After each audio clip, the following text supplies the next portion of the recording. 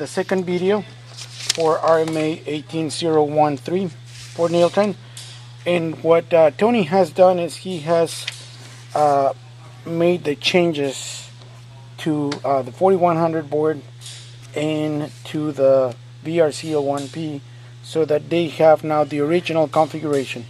For the 4100 board, R11 has been removed and R31 has gone back to the original value of 511. So then the VRCL1P board has been modified again for the original values of R1, R4, and R5.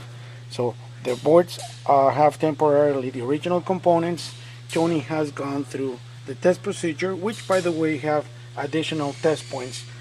In our previous video we just focused on TP1 and TP2, and the biggest concern we had is that now with do you want to give me the 1 volt here, Tony, of feedback?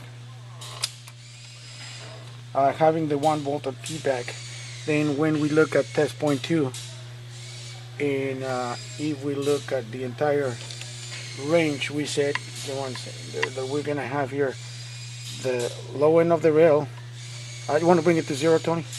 And we're gonna have it was 160 millivolts, and then at 100% we will go all the way up to the rail close to 12 volts, and it has 11.3, 11.4, and then Tony moves it back to the 50%.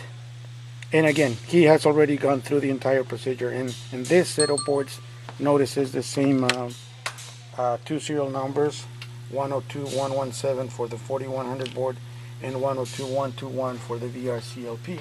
Just putting them back to the original configuration, the boards work just fine.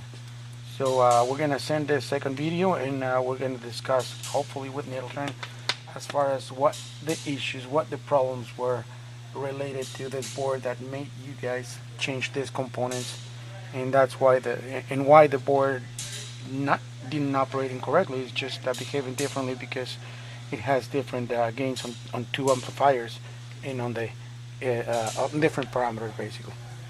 All right.